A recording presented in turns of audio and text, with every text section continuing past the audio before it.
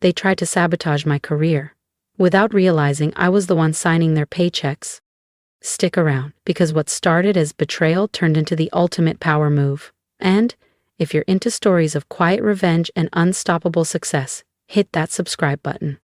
Money can't buy happiness, but it can fund the perfect revenge, especially when your toxic family doesn't know you're sitting on a $500 million fortune. I learned that the hard way just last month, when my own parents and brother tried to sabotage my career, not realizing they were targeting the owner of the company.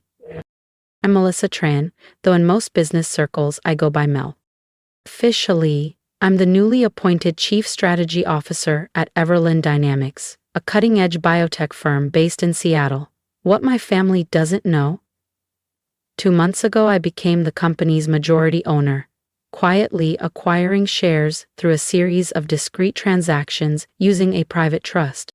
The path to this moment started nearly 18 years ago, back when I was a quiet scholarship kid studying biomedical engineering at Georgia Tech. Meanwhile, my younger brother Ryan coasted through Stanford with our parents footing the bill. "Ryan needs support," Mom always said. "You've always been so independent, Mel." Independent didn't cover it. I juggled lab work, tutoring jobs, and coding side gigs to survive. Meanwhile, Ryan vacationed in Europe, proudly posting every wine tasting and yacht party. But I was patient, focused. I had a dream, and I knew it would all pay off eventually. And it did. By the time I turned 30, I had launched and sold 2 biotech startups. Quietly, I kept my name off press releases, funneled profits through shell companies, and let the world think I was just another mid-level exec grinding away. Why all the secrecy? Because I knew how money poisoned relationships. My parents had always worshipped Ryan's stable job in corporate sales while treating my work like some fragile experiment. "You should talk to Ryan," Mom would say at dinner. "He can help you get into real business." So, I let them believe I needed help. That I needed them. Meanwhile, I was executing my masterstroke. A stealth acquisition of Everland Dynamics, where I'd been working quietly for just over a year. The firm was undervalued but packed with promise. Using a web of trusts and entities, I gained control without anyone realizing it was me. When the board named me CSO, they thought they were hiring a loyal strategist. They didn't realize they were giving the seat to the new owner. Ryan's reaction? Let's just say, it was delicious. "Must be nice to finally catch a break," Ryan said with a smirk during our monthly family dinner. "Though I hope you're not in over your head. Corporate leadership's a whole different beast than tinkering with science projects." Mom and Dad exchanged anxious glances. "Maybe Ryan could mentor you," Mom chimed in helpfully. "He's been managing teams for years, sweetheart." I smiled politely, suppressing a laugh. If only they knew about the acquisition papers locked away in my home safe. "I'll keep that in mind," I said calmly. But Ryan wasn't content with smug comments. My promotion had upended the family pecking order. He'd always been the golden boy, the reliable one with a conventional career, while I was the quiet geek who never quite fit. The first red flag came when he began dropping by Everland Dynamics for casual lunches with department heads. I watched from my office window as he joked with senior staff, feigning concern for his overwhelmed sister, subtly probing for any sign of weakness in my leadership. Then came the anonymous tips to HR. Accusations of falsified degrees, rumors of inflated credentials, all of them baseless and easily disproven. But they sent a clear message. Someone was trying to destroy me. "I'm just worried about you," Ryan said sweetly when I confronted him. "You know how it is. Tech companies promote women a little too quickly these days. Gotta hit those diversity numbers. I'd hate to see you crash and burn in front of everyone." I let him keep digging, curious how far he'd go. That answer arrived yesterday. Delivered in a sealed envelope to the board of directors. Inside, a polished dossier filled with forged bank statements, altered emails, and a timeline painting me as a fraud. Embezzlement, insider trading, falsified reports. It was a masterclass in malicious fabrication. The board called an emergency meeting for Friday morning. Ryan must have heard through his office grapevine because at dinner last night he was practically glowing. "The board wants me present tomorrow," he announced grandly. Apparently, there's going to be a big change at the top. Mom and Dad beamed with pride, neither asking why I wasn't invited to this mysterious meeting about my own job. What they don't know is that I spent last night building a dossier of my own. Every manipulation, every lie, every whisper campaign documented in detail. And this time, I'm also revealing Everlyn Dynamics' true ownership structure. Tomorrow, they'll finally find out who's really in charge. And if you think Ryan's about to get away with it, you might want to hit that subscribe button, because what happens next changes everything. I should be angry. I should be hurt that my own brother tried to annihilate my career, that my parents eagerly RSVP'd to my professional execution. But sitting here in my home office, surrounded by printouts of forged bank statements and fake email trails, I feel surprisingly calm.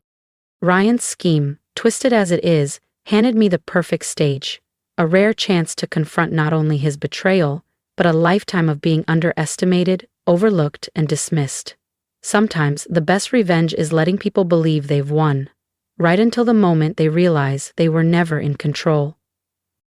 The board meeting is set for 9 a.m. sharp. My family will arrive thinking they're about to witness my downfall. Instead, they're about to learn why you never bet against the quiet one in the corner, especially when she owns the table. The pieces are in place, the curtain's about to rise, and for once in my life, I'm actually looking forward to a meeting. I got to Everlyn Dynamics early that Friday, just to catch the show. Right on cue, at 8:45 a.m., Ryan strutted into the lobby in his sharpest suit. Mom and Dad trailed behind, dressed for a victory they didn't earn. "Is the board ready for us?" Ryan asked the front desk, practically humming with anticipation. His expression reminded me of the time he accidentally deleted my science project in 8th grade, the night before it was due. From my office upstairs, I watched them being escorted to the executive conference room. The board followed soon after, somber-faced and tight-lipped, exactly as instructed. Everyone had received my private message the night before. At 9 a.m. on the dot, I pushed back my chair, took a deep breath, and walked down the hall. Time to begin. Marcus Chen, our board chair, was mid-sentence as I entered. "These allegations against Ms. Tran are extremely serious." "Sorry I'm late," I said brightly, taking my seat at the table. Ryan's head jerked up, confusion flickering behind his smug grin. "Mel, this is a closed session. You weren't invited," he said sharply, glancing nervously at the directors. I folded my hands calmly. "Actually, I invited myself. It's a bit hard to hold a board meeting without the company's owner." The silence was delicious. Ryan's jaw dropped. Mom blinked rapidly. Dad looked like he'd swallowed a lemon whole. "What are you talking about?" Ryan sputtered. "Everlyn Dynamics is owned by shareholders." "It's a public company," Ryan scoffed, clinging to his illusion of control. "Correction," I said, nodding to my assistant Layla, who stepped forward and began distributing folders to everyone seated around the table. Everlyn Dynamics was a public company, until 2 months ago, when it was quietly purchased by Trans Strategic Holdings. Would you like to guess who owns that? I watched as realization dawned across the boardroom. Several directors' eyes widened as they flipped through the pages. Some had speculated about the mysterious private trust behind the buyout, but no one knew the identity of the new owner. Until now. "This is insane," Ryan stammered. "You can't afford. You're just a lab geek? Just a coder," I finished for him, smiling. "Yes, you've made that quite clear, over and over again, in fact." I turned to Layla. "Could you play the recordings, please?" She tapped her tablet, and the room filled with Ryan's voice, dripping with false concern. "Between us, Melissa's not leadership material," he was saying in one clip. "She's brilliant in the lab, sure, but this role? She's going to crash hard."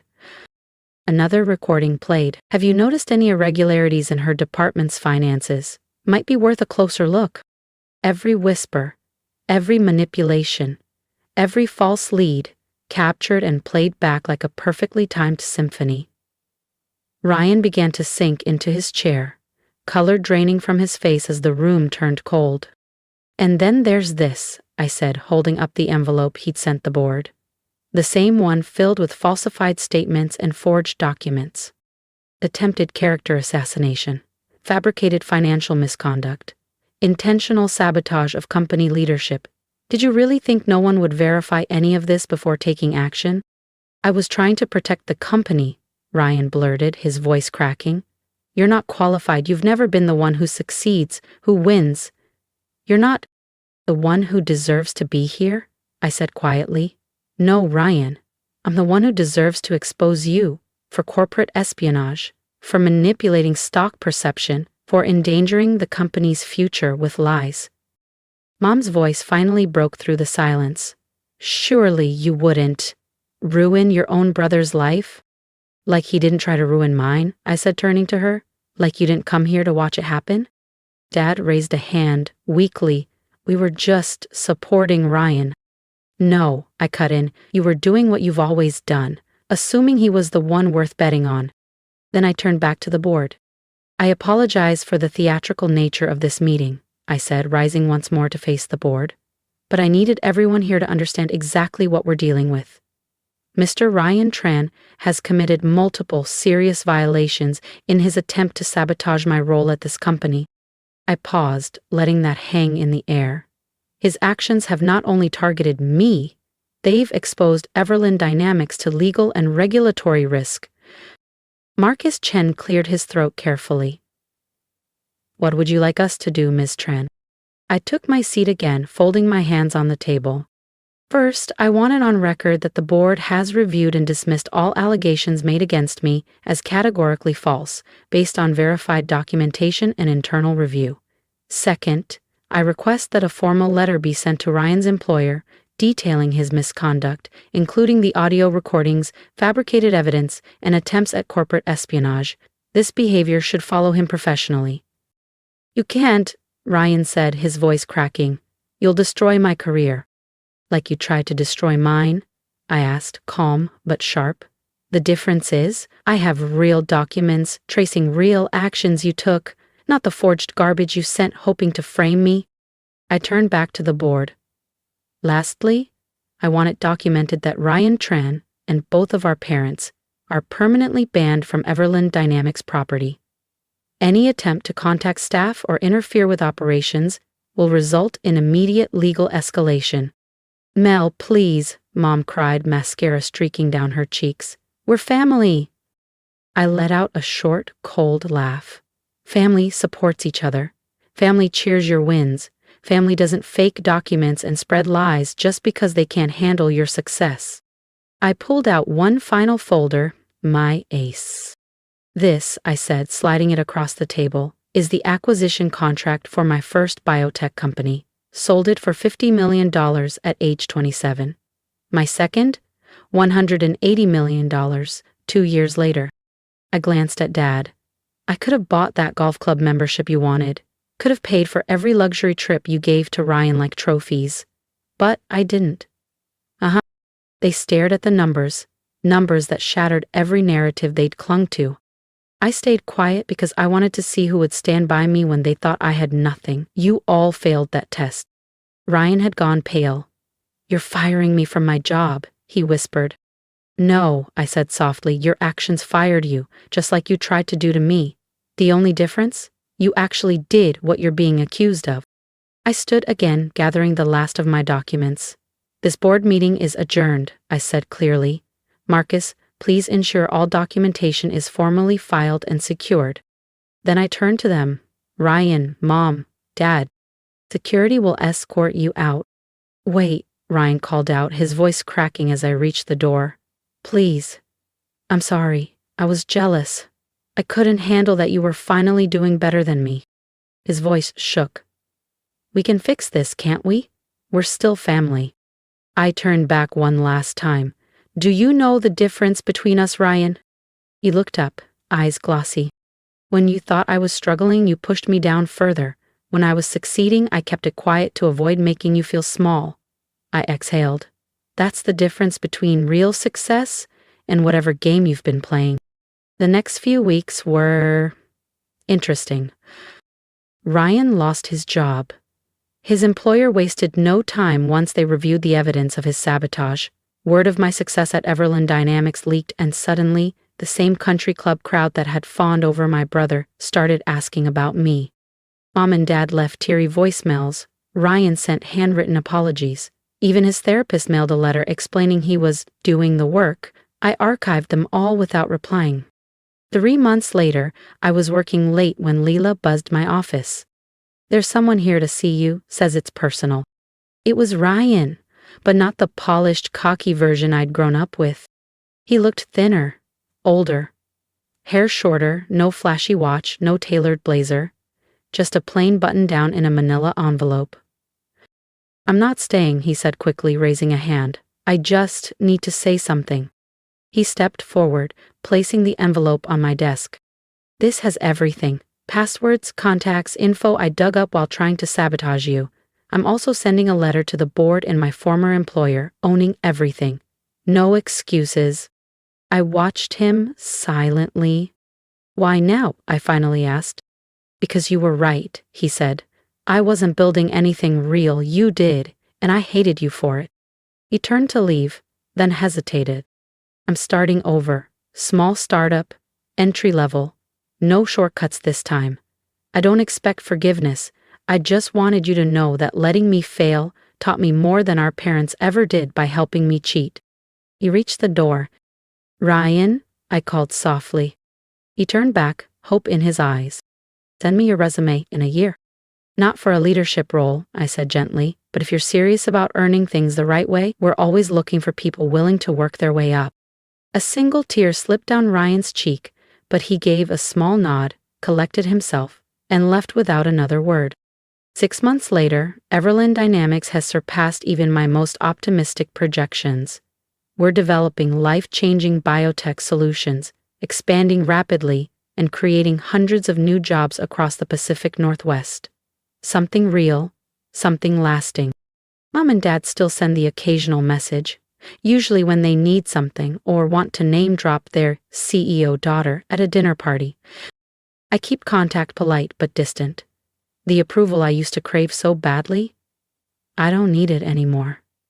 The corner office they said I'd never earn has a perfect view of the Seattle skyline. Some nights I sit by the window, watching the sun dip behind the mountains, thinking about family, ambition, and the strange power of being underestimated. Last week I got a holiday card from Ryan. No guilt, no request, just a quiet note. "You succeeded not because of us but despite us. I'm learning to do the same." Maybe that's the real revenge. Quiet, earned, undeniable. Thank you for listening to my story, for seeing me when so many people I loved couldn't. Now, I'd love to hear from you. Leave a comment. Tell me what you would have done in my shoes. Would you have stayed silent, fought back sooner, or maybe you've lived through something similar? Been the quiet one, the underestimated one, the one who had to build from the shadows while others took the spotlight. I want this space to be more than a story. Let it be a reminder that you don't need loud applause to validate your worth. Sometimes, your quiet resilience is your loudest strength. And if you're on your own journey right now, working late nights, being overlooked, underestimated, keep going. Keep building. Let your success speak louder than your pain. Support me by liking, sharing, and subscribing, not just for the next chapter of my story, but for yours too. Because if I've learned anything, it's this. Success isn't about proving people wrong. It's about proving to yourself that you were always right to believe. So, what's your story? I'm listening. And I hope the world is too, because it's your time to be seen.